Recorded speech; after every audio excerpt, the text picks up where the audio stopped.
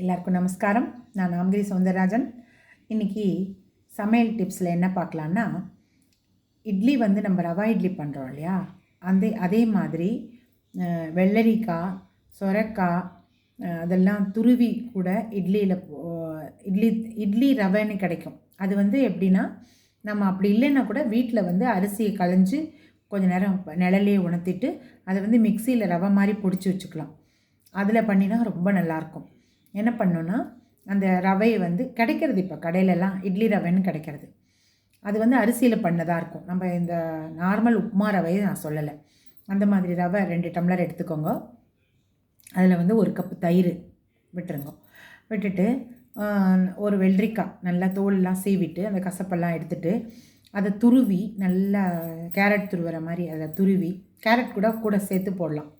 துருவிட்டு அந்த இதில் போட்டுருங்க. போட்டு ரொம்ப தண்ணியாக பிசையக்கூடாது, கொஞ்சம் கெட்டியாக பிசைஞ்சுக்கணும். உப்பு போட்டு வேணுங்கிற மாதிரி உப்பு போட்டு 2-3 பச்சை மிளகா கூட துருவியே போட்டுடலாம். அதில் போட்டுட்டு கேரட் துருவி போடுறனா போடலாம். கொத்தமல்லி பொடி பொடியாக நறுக்கி அதில் போட்டுட்டு ஒரு கடுகு, உளுத்தம்பருப்பு, கடலைப்பருப்பு, ஒரு தாளிதம் கொடுத்துட்டு அதில் கொட்டிடுங்க.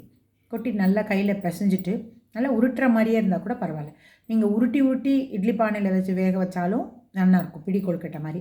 அப்படி வேண்டாம்னா கொஞ்சம் இலக்கமாக பண்ணிவிட்டு நல்லா இட்லி மாதிரி அதில் வச்சுட்டு அதில் வந்து வெள்ளரிக்காய் துருவல் வச்சும் பண்ணலாம், சொரக்காய் துருவி வச்சு பண்ணலாம். அப்புறம் வந்து முள்ளங்கி சாப்பிடாதவங்களுக்கு முள்ளங்கி துருவி வச்சு பண்ணலாம். இது ரெட் பம்கின் இருக்கு இல்லையா, பரங்கிக்காய், அது துருவி வச்சும் பண்ணலாம்.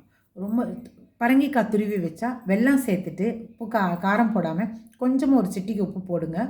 வெள்ளைப்பொடி, அந்த பரங்கிக்காய் துருவல், அதை அந்த ரவையில் கலந்துட்டு வச்சு தேங்காய் துருவல், கொத்தமல்லி தழை போட்டு வச்சிங்கன்னா ரொம்ப நல்லாயிருக்கும். ரொம்பவே நல்லாயிருக்கும் பார்க்குறதுக்கு. அந்த எல்லா கலரும் சேர்ந்து வெரி வெரி டேஸ்டி.